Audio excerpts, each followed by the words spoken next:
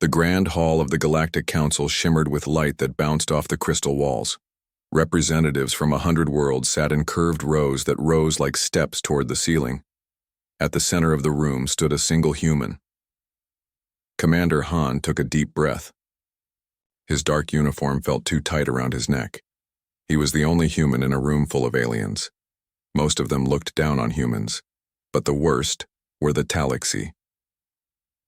Han looked up at the Talixi representative. Xinthar stood nearly 3 meters tall. His body looked like it was made of blue crystal that caught the light and broke it into rainbow colors.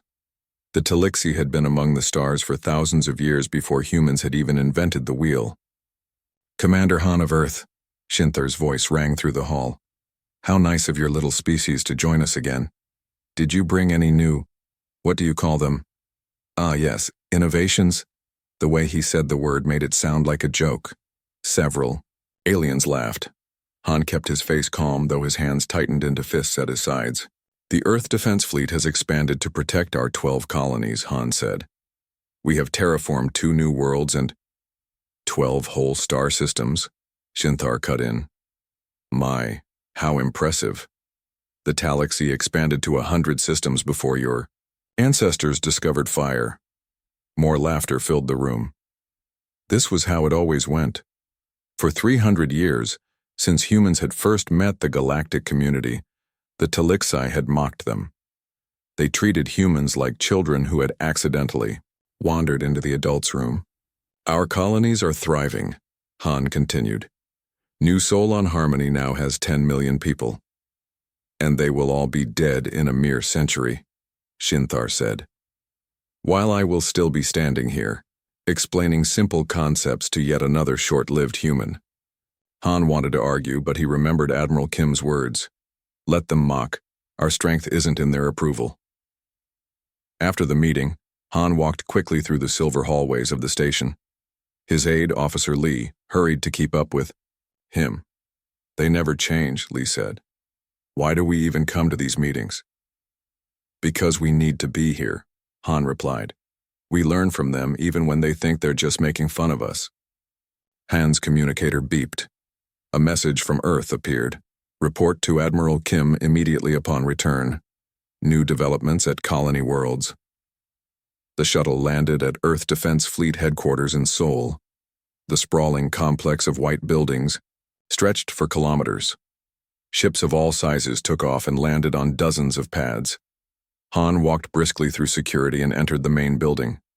Guards saluted as he passed. He found Admiral Kim standing at the window of her office, looking out at the busy spaceport. Admiral Kim was a small woman with gray hair cut short. Her uniform had many medals that showed her long service. She didn't turn when Han entered. "The Talixi were extra friendly today?" she asked. "The usual," Han replied. "What's happening at the colonies?" Admiral Kim touched a screen on her desk. A hologram appeared showing a map of human space. Several planets flashed red. "We're getting strange reports," she said. "Starting with the outer colonies. New Busan first, then spreading inward."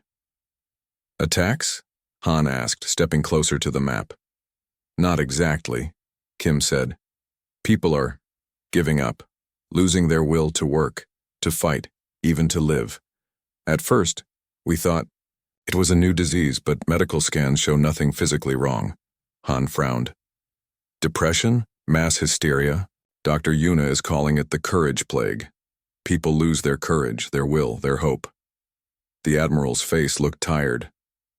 3 colonies are already affected. We've quarantined them, but it's spreading." "And the Talixi?" Han asked. Kim turned to face him. "Funny you should ask. They've offered to help. They've sent observer ships to each affected colony." Han's eyes narrowed. "That's convenient timing." "Very," Kim agreed. "I want you to visit New Busan. See this firsthand. Take Dr. Yuna with you. If the Talixi are involved somehow." "If they are," Han said. "They've been planning this for a very long time." Dr. Yuna looked out the window of the ship as they approached New Busan. The mining colony was built into the side of a mountain range. Usually the lights of the colony shone brightly against the dark planet's surface. Today, many sections were dark. 3 weeks ago, this was a normal colony, she said. Now look at it. Han stood beside her. Dr. Yuna was tall with intelligent eyes and hands that never seemed to stop moving. She was the best medical mind in the Earth Defense Fleet. The reports say it started with the miners, Han said. Yuna nodded. They refused to enter the mines, said they were too afraid. Then the fear spread. Security forces abandoned their posts. Administrators couldn't make decisions. Even basic tasks became impossible as people were paralyzed by fear and doubt. Their ship landed at the colony's main port. Director June met them. He had dark circles under his eyes, and his hands shook, slightly. "Thank you for coming," he said. His voice sounded hollow.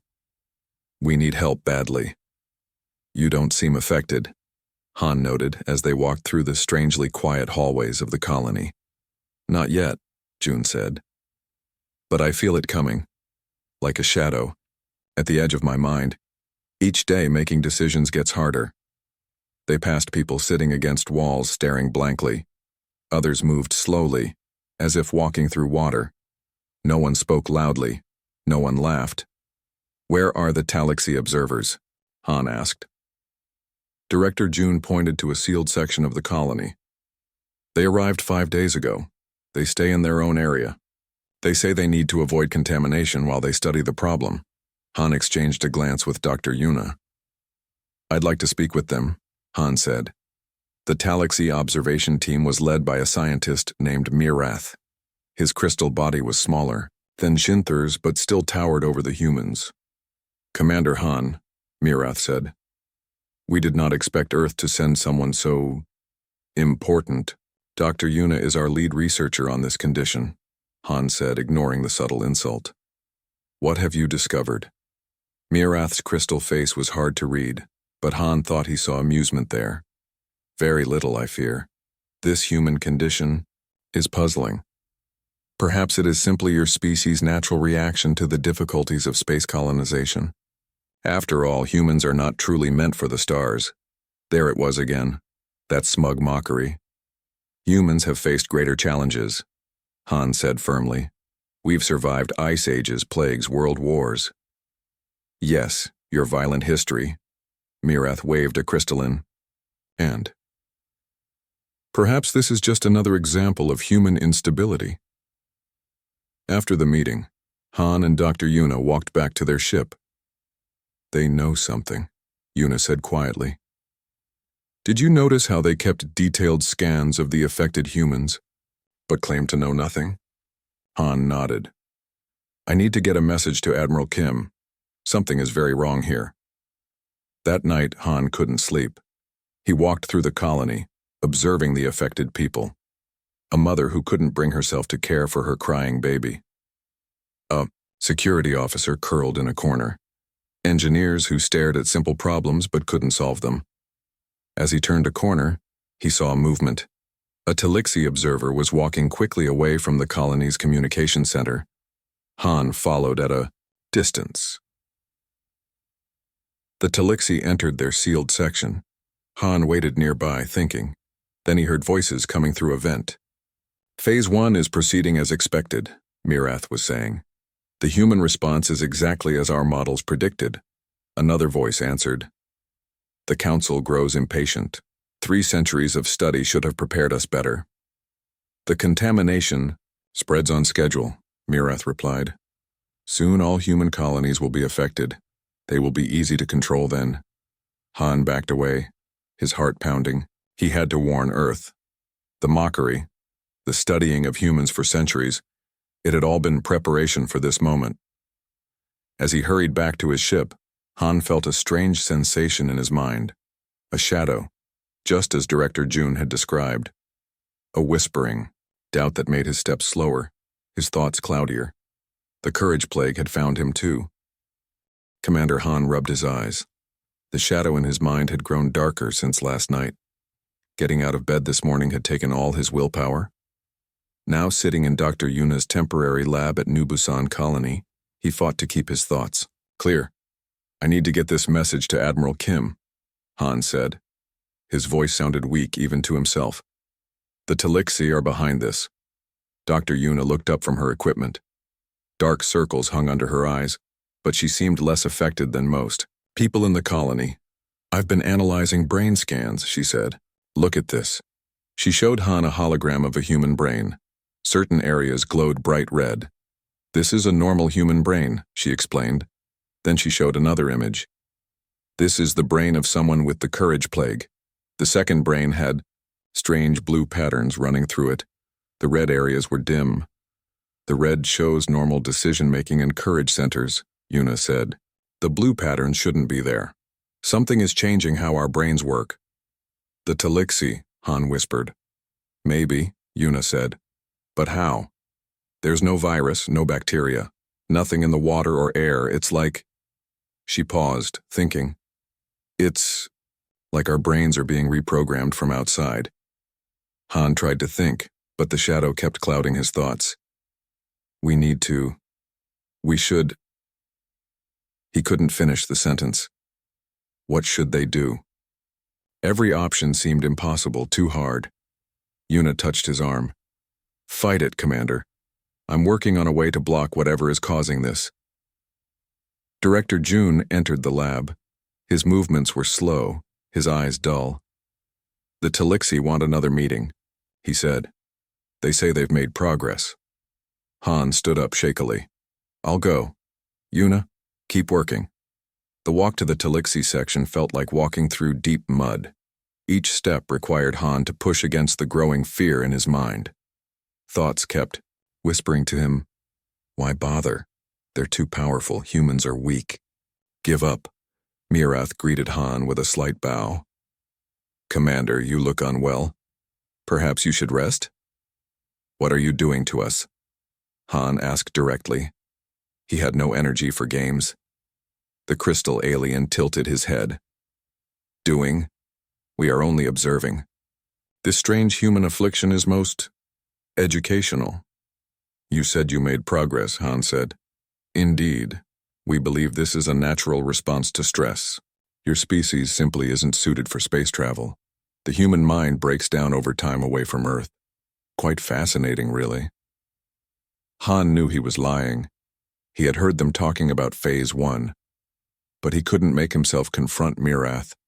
The fear was too strong now. We can help, of course, Mirath continued. The Talixi could take over management of your colonies, for your own safety.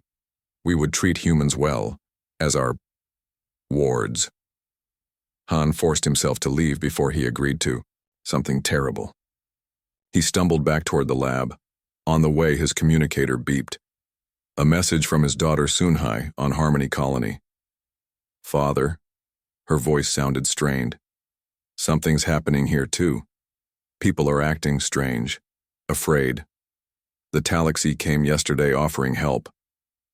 The message cut off. Han felt cold fear grip his heart. Not the artificial fear of the plague, but real fear for his daughter. When Han returned to the lab, he found Dr. Yuna had built a strange device. It looked like a helmet made of metal and wires. What is that? He asked. A guess, she said. If our brains are being affected by some kind of signal or field, this might block it. A signal? Han asked. Yuna nodded. I detected strange quantum patterns. They're too regular to be natural. Someone is broadcasting these patterns directly at human settlements. The Talixi ships, Han said. They arrived at each colony just before people got sick. Exactly, Yuna said. Put this on. Han placed the strange helmet on his head. For a few seconds, nothing happened. Then suddenly, the shadow lifted from his mind. His thoughts became clear again. The crushing weight of fear eased. It works, he gasped. I can think clearly again. Dr. Yuna smiled tiredly. I thought so.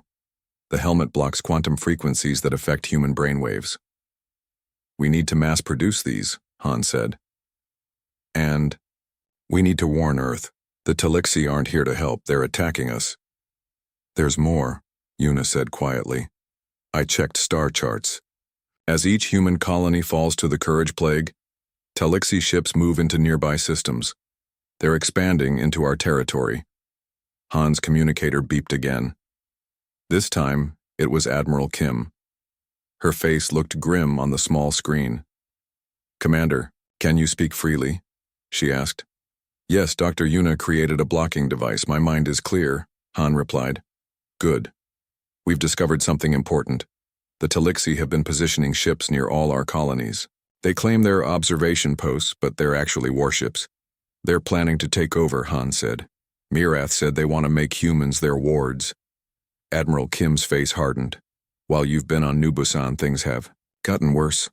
4 more colonies have fallen to this plague, and now we have proof the Talixi are responsible." She sent Han a file. It showed technical diagrams of a Talixi device that generated quantum signals targeted at human brain chemistry. "My daughter's on Harmony," Han said, his voice tight. "She said the plague has reached there too." "I know," Kim said. "I've sent ships to evacuate key personnel from all affected colonies. But the Talixi are making it difficult. They're blockading some systems, claiming it's quarantine for our own good." "It's an invasion," Han said. "Yes," Kim agreed. "But it gets worse. We sent our evidence to the Galactic Council. The Talixi representative, Zinthar, told them we're experiencing a mass delusion caused by our primitive biology. Several council members believe him." Han felt his anger rise. 3 centuries of mockery had prepared the galaxy to believe the worst about humans. "What are your orders?" Han asked. "Get Dr. Yuna and her device back to Earth. We need to protect our people and find a way to fight back," Kim said. "And Commander, we may need to accept that we're at war." As Han ended the call, Director June rushed into the lab. "Talixi ships are entering orbit," he said, his voice shaking even through the fear. "They say they're taking control of the colony for our protection. Their troops are landing now." Han looked at Dr. Yuna. "We need to leave immediately. Can you make more blocking helmets?" "With the right equipment on Earth, yes," she said. "Then grab everything you need," Han said. "We're going to fight back." As they hurried toward their ship, Han thought about his daughter on distant Harmony colony. He hoped she was safe. He thought about all the humans across 12 star systems now falling victim to the Talixi trap. The mockery had never been innocent. It had been preparation for conquest, and now the war had begun. The ship rumbled as it pushed through the atmosphere of New Busan. Commander Han gripped the controls tightly. Dr. Yuna sat beside him, holding a box containing her equipment and the blocking helmet. "2 Talixi ships are following us," Han said, looking at the scanner. The small dots of light were gaining on them. "Can we outrun them?" Yuna asked. Han shook his head. "Their ships are faster, but I know these mining systems better than they do." He turned the ship sharply and dove toward a large canyon. The walls of rock rose high on both sides. It was a dangerous path, but Han had no choice. "Hold on," he warned as he weaved through the narrow space. Behind them, one of the Talixi ships tried to follow. It was too big for the tight turns. Its wings scraped against the canyon wall, sending sparks flying. The ship spun out of control and crashed into the rocks. The second Talixi ship pulled up, unwilling to risk the same fate. "That bought us some time," Han said. He pushed the engines to full power. "We need to reach the jump point before they call for backup." Their ship shot out of the canyon and climbed rapidly back toward space. The stars appeared as black night, replaced the blue sky. Han aimed for a point far from any planets or moons. "Preparing for jump," he said. The engines hummed louder as they charged.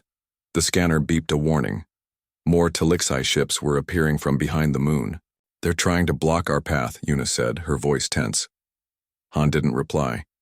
He focused completely on flying. The jump engines reached full charge. The Talixi ships moved to surround them.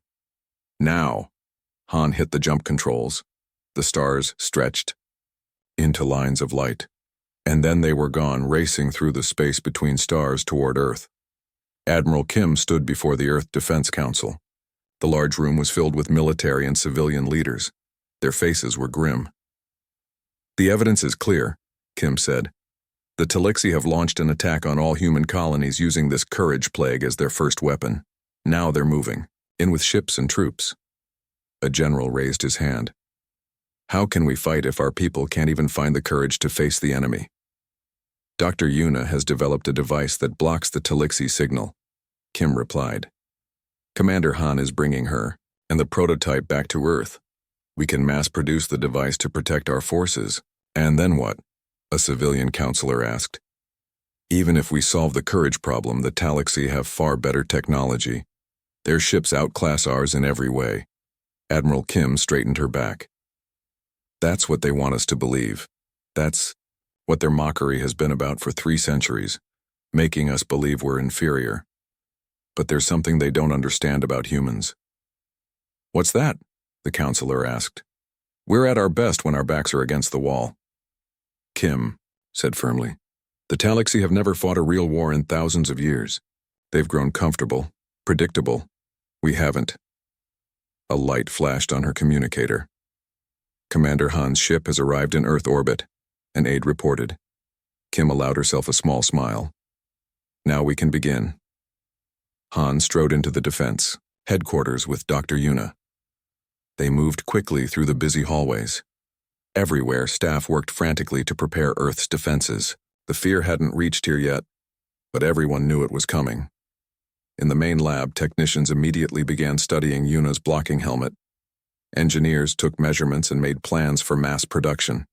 We need millions of these, Han said.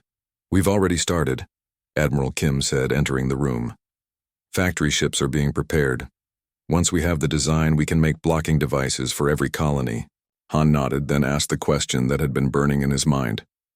Any word from Harmony? From my daughter? Kim's face softened slightly. Soon he managed to send a message before communications were cut off.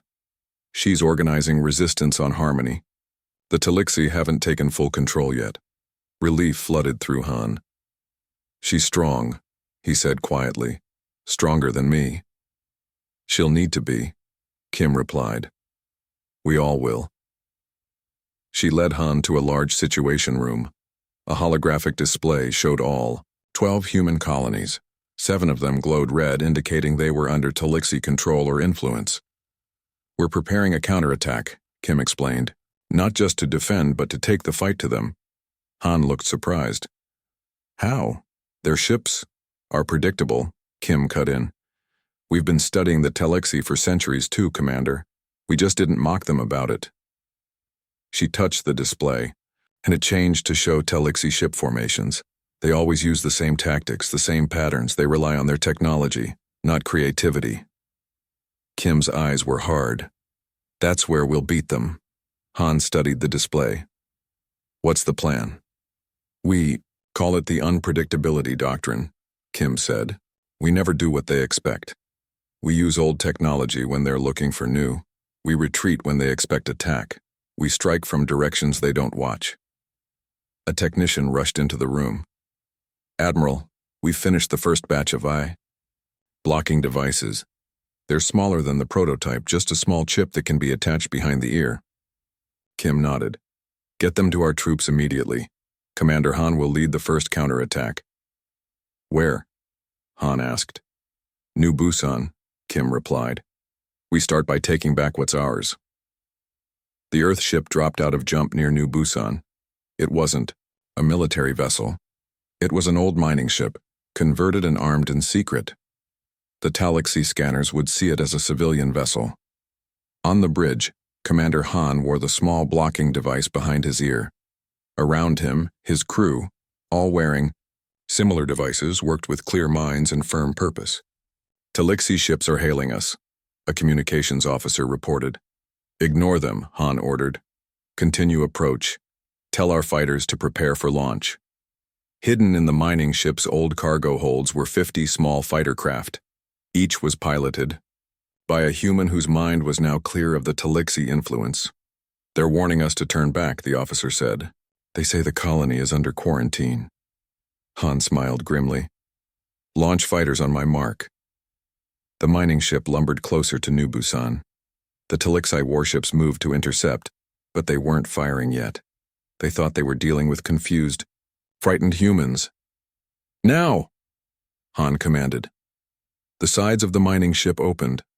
Fighters poured out like angry bees from a hive. They were small and agile, darting between the larger Talaxi vessels. "Begin the attack," Han ordered. "Follow the unpredictability doctrine. No standard formations. No predictable moves."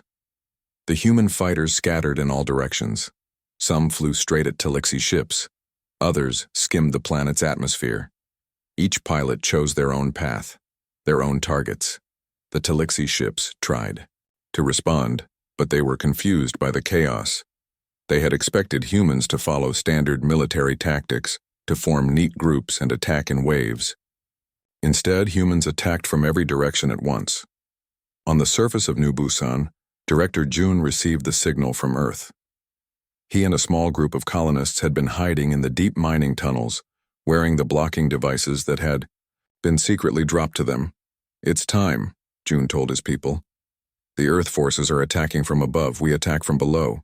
The miners moved through the tunnels they knew better than anyone. They emerged behind the Talaxi ground forces. The aliens never expected an attack from the supposedly defeated humans.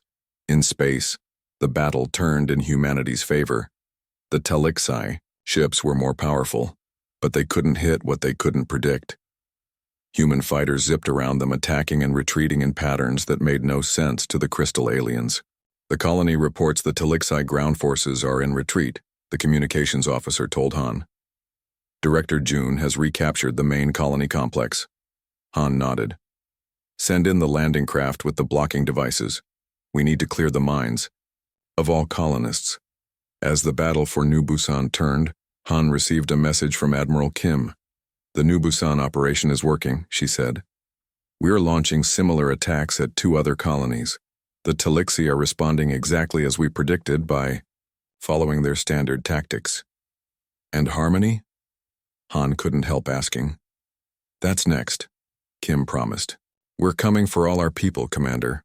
The Talaxi thought they understood humans. They thought their mockery gave them knowledge of us. Han watched as another Talaxi ship, confused by the unpredictable human attacks, collided with one of its own vessels. "They were wrong," he said simply. The blue planet of Harmony hung in space like a jewel. It was the most beautiful of all human colonies, with vast oceans and green continents. Now, 5 Talaxi warships circled it like hungry predators. Commander Han stood on the bridge of the Earth flagship, the Defiance. His eyes were fixed on the planet where his daughter was fighting for survival. "All ships report ready," said his second-in-command. "The fleet is in position, hidden behind Harmony's moon." Han nodded. This would be the biggest battle yet. 3 weeks had passed since the first counterattack at New Busan. In that time, humans had retaken 4 colonies. Each victory made them stronger and smarter. "Begin Operation Homecoming," Han ordered. Unlike the attack on New Busan, this time they had a proper fleet. 20 Earth warships moved out from behind the moon. But they didn't attack the Talaxi ships directly. Instead, they released thousands of small objects. "What are they doing?" asked a confused Talaxi commander on the lead ship. "Those aren't weapons. The objects were simple metal boxes, each containing a powerful transmitter. They scattered across space in random patterns, then began broadcasting on all frequencies. The Talaxi ships tried to scan them, but there were too many. Their sensors became overloaded with information. While they were distracted, Earth ships attacked from multiple directions at once. On the surface of Harmony, soon he felt the ground shake as something large crashed outside the city of New Seoul. For weeks she had been leading a resistance group from the underground tunnels. They had blocked the Talaxi signals using makeshift devices, but there weren't enough to free everyone. "What was that?"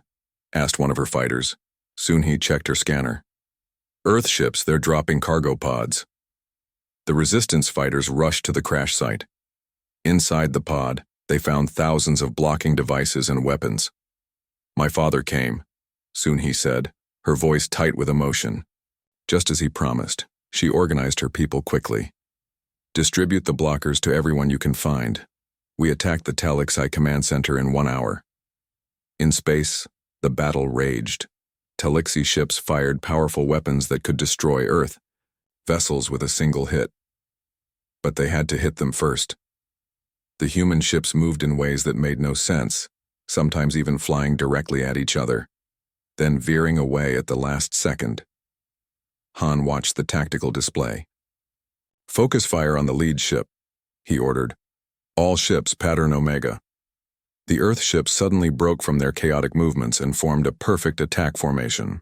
The Talixi, expecting more random actions, had positioned their defenses to counter chaos.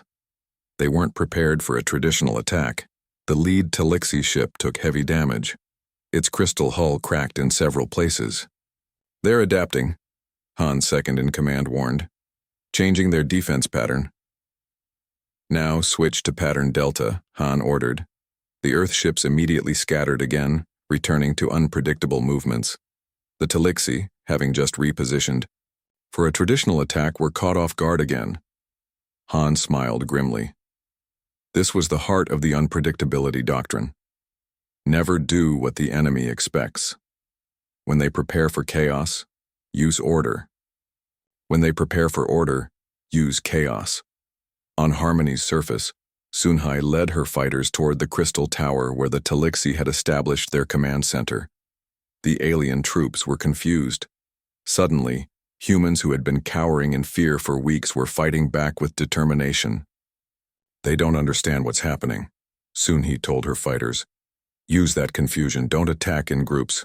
Strike alone from different directions." The resistance fighters spread out through the city. Some attacked from rooftops. Others emerged from sewers. Some even pretended to still be affected by the courage plague, then attacked when Talixi guards lowered their weapons. Sunhai herself led a small team directly toward the command center. They moved through buildings and alleyways, avoiding the main streets where Talixi forces were strongest. In orbit, the battle had turned. 2 Talixi ships were badly damaged. The others were pulling back, trying to regroup. "They're calling for reinforcements," reported the communications officer. 6 more Talixi warships are jumping in from nearby systems. Han nodded. This was expected. "Prepare Phase 2, he ordered. As the Talixi reinforcements arrived, they found a surprising sight. The Earth ships were retreating, falling back toward the far side of the planet. "The humans are running," said the Talixi fleet commander. "Just as expected. Their courage fails them again. Pursue and destroy them." The Talixi ships followed the retreating Earth vessels. They didn't notice the small crafts detaching from the larger ships and moving toward them from behind. Dr. Yuna sat in one of these small crafts. Since developing the blocking device, she had been working on a new weapon. Now it was time to test it. "All science vessels activate the disruptors," she ordered.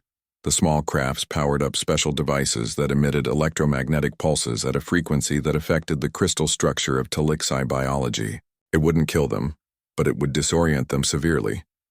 On the Talixi ships, crystal crew members suddenly clutched their heads. Their thoughts became jumbled. Their coordination failed. "They're experiencing what we felt with the courage plague," Yuna said. "But we're being more merciful than they were. This is temporary." With the Talixi crews incapacitated, the Earth fleet turned around and attacked again. This time they disabled the enemy ships without destroying them. On the planet's surface, Sunhai reached the command center. Her team placed small disruptor devices around the crystal tower. When activated, these devices had the same effect as the ones in space. "All teams in position," she reported through her communicator. "Activate on my mark." Han's voice came through clearly from orbit. 3, 2, 1. Now. Across New Sol, disruptor devices activated simultaneously. Talixi troops froze, in place or fell to the ground, unable to coordinate their thoughts or actions. Sunhai led her fighters into the command center. They met no resistance. The Talixi commanders were helpless, experiencing for the first time the fear and confusion they had inflicted on humans. "Secure the control room," Sunhai ordered, "and patch me through to the fleet." Minutes later, Han's face appeared on the main screen of the command center. Father and daughter looked at each other across the distance. "New Sol is secure," Sunhai reported formally. Then she smiled. "We did it, Father." "Harmony is just the beginning," Han replied. "The tide has turned." 1 month later, Representatives from all species gathered at the Galactic Council. The Great Hall was silent as a human walked to the center of the room. But this time it wasn't Commander Han. It was Admiral Kim.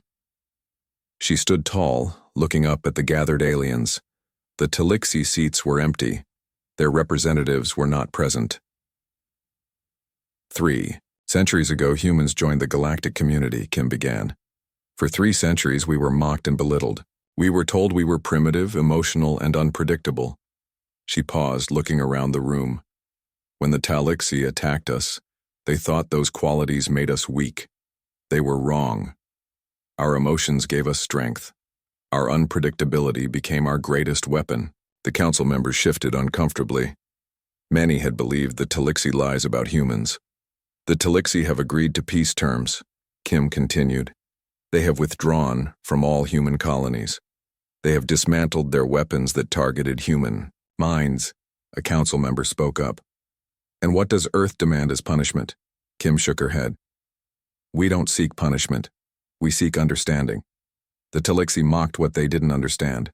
That was their mistake. She straightened her shoulders.